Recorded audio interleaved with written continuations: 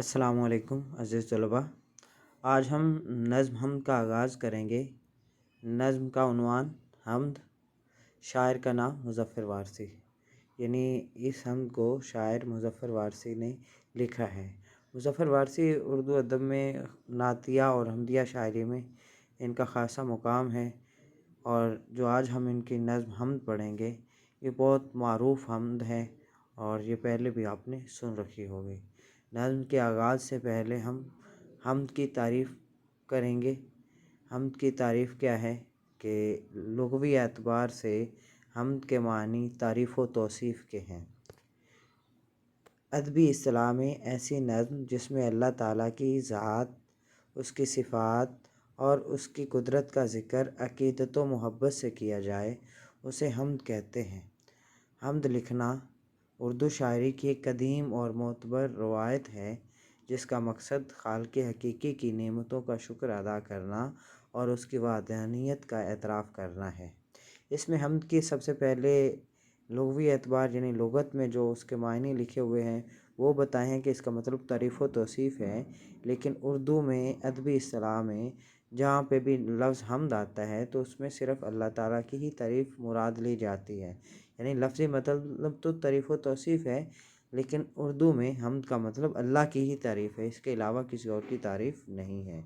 तो उर्दू में जो है वो ख़ासी पुरानी और तारीख़ी रवायत है कि अल्लाह ताला की नेमतों का शुक्रिया अदा किया जाता है और उसकी वहदानियत का एतराफ़ शायर जो हैं वो अशार की सूरत में करते हैं।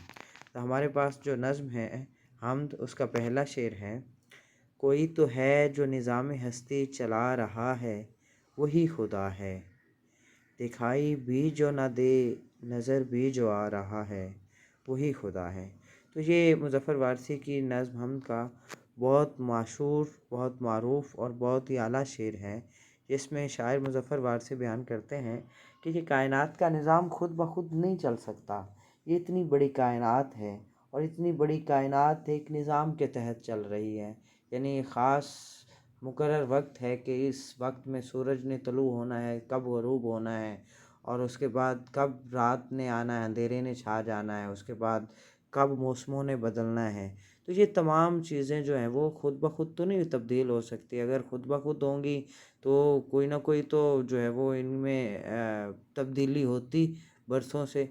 लेकिन ये इतनी आला तरीके से तमाम चीज़ें अपने अपने मदार में गर्दिश कर रही हैं या तमाम चीज़ें अपने अपने मुकर्रर वक्त पर तलू ग़ुरूब हो रही हैं, तो इनके पीछे कोई ना कोई हस्ती तो ज़रूर होगी। तो ये कायनात का निज़ाम जो इतना आला चल रहा है, इसके पीछे कोई ना कोई ज़ात तो ज़रूर है।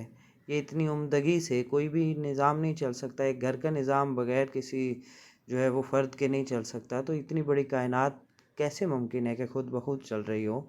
तो मुज़फ़्फ़र वारसी यही बयान करते हैं कि कोई ज़ात तो है, कोई हस्ती तो है ना जो कायनात को चला रही है। तो वो हस्ती जो है वो सिर्फ़ अल्लाह ताला की हस्ती है, यानी वही खुदा है।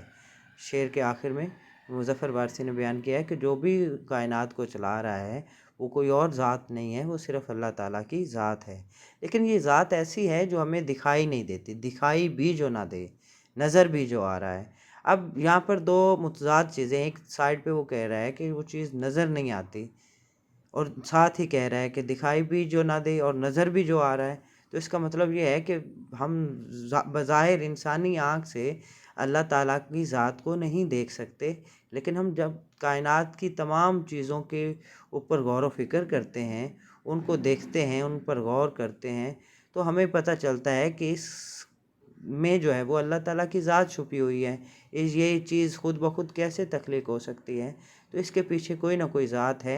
तो वो जो ज़ात उस पर्दे के पीछे होती है वो अल्लाह ताला की ज़ात ही जलवा फरमा होती है। तो ये इस शेर की तशरीह थी। इधर जो लिखी हुई है वो भी ज़रा एक दफ़ा पढ़ लीजिए कि इस शेर में शायर मुज़फ़्फ़र वारसी अल्लाह ताला की कुदरत कामला का एतराफ़ करते हुए कहते हैं कि इस कायनात के ज़र्रे ज़र्रे में एक ख़ास नज़्म व ज़ब्त पाया जाता है। सूरज का वक्त पर निकलना, सितारों का अपने मदार में गर्दिश करना और निज़ाम कायनात का बग़ैर किसी खलल के जारी रहना। यानी ये कायनात बग़ैर खलल के जारी हैं तो और जारी रहना, اس بات کی دلیل ہے کہ کوئی عظیم ہستی اس پورے نظام کو سنبھالے ہوئے ہے، اگرچہ وہ ذات انسانی آنکھ سے اوجھل ہے، اوجھل کہتے ہیں چھپی ہوئی، اگرچہ وہ ذات انسانی آنکھ سے اوجھل ہے، لیکن کائنات کے خوبصورت مظاہر، بلند و بالا پہاڑوں اور بدلتے ہوئے رنگوں میں اس کا عکس صاف دکھائی دیتا ہے۔ وہ اپنی نشانیوں کے ذریعے ہر جگہ موجود ہے۔ وہ سے مراد یہاں پر اللہ تعالیٰ کی ذات ہے کہ اللہ تعالیٰ کی ذات ہر جگہ موجود ہے۔ یہ جو مظفر وارثی نے اشعار کی صورت میں اللہ تعالیٰ کی تعریف بیان کی ہے، تو اسی انداز کو خواجہ میر درد جو اردو کے صوفی شاعر ہیں انہوں نے بھی بیان کیا ہے۔ خیال یہی ہے لیکن الفاظ ان کے الگ ہیں۔ وہ کہتے ہیں کہ جگ میں آ کر ادھر ادھر دیکھا، تو ہی آیا نظر جدھر دیکھا۔ جگ کہتے ہیں دنیا کو، جگ میں آ کر یعنی وہ کہتا ہے کہ میں نے دنیا میں آ کر ادھر ادھر دیکھا، تمام چیزوں پر غور و فکر کیا۔ جب تمام چیزوں کے پیچھے میں اصل نقطے پر پہنچا، اصل چیز پر پہنچا، تو پتہ چلا کہ وہ جو ذات تمام چیزوں کے پس منظر میں ہے وہ اللہ تعالیٰ ہی کی ذات ہے۔ تو ہی آیا نظر جدھر دیکھا، یعنی میں کائنات میں موجود جس چیز پر بھی غور کرتا ہوں وہ اللہ تعالیٰ کی ہی ذات کی گواہی دیتی ہے۔ تو یہ ریفرنس کا شعر ہے، اردو میں اس کو حوالہ جاتی شعر کہتے ہیں، تو یہ تشریح میں لکھنا زیادہ مناسب اور بہتر ہوتا ہے۔ تو یہ پہلے شعر کی تشریح ہے جو مظفر وارثی کی ہم نے نظم حمد کا آج آغاز کیا ہے۔ تو شعر نمبر 2 ہے: تلاش اس کو نہ کر بتوں میں، وہ ہے بدلتی ہوئی رتوں میں، جو دن کو رات اور رات کو دن بنا رہا ہے وہی خدا ہے۔ اب مظفر وارثی کہتے ہیں کہ اللہ تعالیٰ کی جو ذات ہے اس کو بتوں میں تلاش کرنے کی ضرورت نہیں ہے۔ وہ ذات جس کو ہم جو ہے وہ یہاں پر بت ہم ہندو مت کی طرف بھی اشارہ کر سکتے ہیں کہ ہندو جو ہیں وہ انہوں نے ایک خاص قسم کے بت تراشے ہوئے ہیں اور وہ ان کو اپنا خدا مانتے ہیں۔ تو مظفر وارثی یہی کہہ رہا ہے کہ خدا جو ہے وہ پتھر کے بت میں تو نہیں مل سکتا۔ وہ خدا کو اگر تلاش کرنا ہے تو اس کو بدلتے ہوئے موسموں میں تلاش کرو۔ رت یہاں پر لفظ آیا ہے تو رت موسم کو کہتے ہیں۔ جو دن کو رات اور رات کو دن بنا رہا ہے وہی خدا ہے، یعنی وہ ذات جو کبھی دن کو جو رات میں تبدیل کر رہی ہے اور رات کو دن میں، کبھی ایسا نہیں ہوا کہ رات جو ہے وہ دن سے پہلے آ جائے اور دن جو ہے وہ اپنے مقررہ وقت سے زیادہ لمبا ہو جائے۔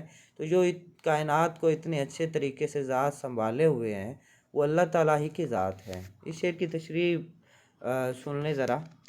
اس شعر میں توحید کا پہلو اجاگر کیا گیا ہے، توحید کا پہلو اجاگر کیا گیا، اس کے ساتھ ساتھ شاعر انسان کو فہم و ادراک کی دعوت دیتے ہوئے کہتے ہیں کہ خدا کو بے جان مورتیوں یا بتوں میں تلاش کرنا فضول ہے، کیونکہ وہ کائنات کی حرکات میں جلوہ گر ہے۔ موسموں کا تغیر و تبدیل ہونا، سردی کے بعد بہار کا آنا اور خزاں کے بعد ہریالی کا چھا جانا اس کی قدرت کا اظہار ہے۔ دن کو رات کی سیاہی میں چھپانا اور پھر رات کے پردے سے روشن دن نکالنا ایک ایسی باقاعدہ ترتیب ہے جو کسی انسانی بس میں نہیں۔ یعنی یہ تمام جو تبدیلیاں ہو رہی ہیں جن کا اوپر ذکر کیا گیا ہے، دن رات، موسموں کا بدلنا، سردی گرمی، بہار خزاں، تو یہ کوئی انسانی طاقت تو ایسی ہے نہیں جو ان کو سنبھال سکے، چلا سکے۔ تو یہ ذات اللہ تعالیٰ ہی کی جو ہیں وہ جلوے ہیں جو اس کو بہتر طریقے سے چلا رہی ہے۔ یہ مسلسل تبدیلی اس قادر مطلق کی کاریگری کی سب سے بڑی گواہی ہے، یعنی اللہ تعالیٰ کی ذات کی، اللہ تعالیٰ کی وحدانیت کی سب سے بڑی گواہی اس کائنات کا نظام ہی ہے جو اتنے اچھے طریقے سے چل رہا ہے۔ تو یہاں پر بھی شاعر کا ریفرنس کا شعر ہے، حوالہ جاتی شعر۔ شاعر عبدالحمید ادم ہیں، وہ بیان کرتے ہیں: یہ جلوہ گاہ شاہد قدرت ہے اے عدم، یہ جلوہ گاہ شاہد قدرت ہے اے عدم، یہاں جو بھی ہے وہ اس کی نشانی دکھائی دے۔ یعنی یہ جو قدرت ہے وہ ایک جلوہ گاہ ہے، کس کی؟ اللہ تعالیٰ کی ذات کی گواہی دینے کی، اور یہاں جو کچھ بھی موجود ہے وہ اللہ تعالیٰ ہی کی ذات کے لیے ہے۔ تو یہ 2 اشعار کی تشریح ہم نے آج کی ہے۔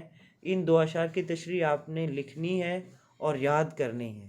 اس کے بعد ہم جو ہے وہ اگلے اشعار کی تشریح کریں گے، اور اس کے ساتھ ساتھ آپ کی ڈائری میں یہ بھی شامل ہوگا کہ یہ جو نظم ہے یوٹیوب پر موجود ہے، اس کو بہت اچھے طریقے سے پڑھا گیا ہے، کم از کم 2 سے 3 دفعہ آپ اس مکمل نظم ہم کو سنیں، بہت ہی اعلیٰ ہے، اس میں اللہ تعالیٰ کی صفات کو شاعر مظفر وارثی نے بہت ہی عمدہ طریقے سے بیان کیا ہے، تو یہ ڈائری میں آپ کے شامل ہے۔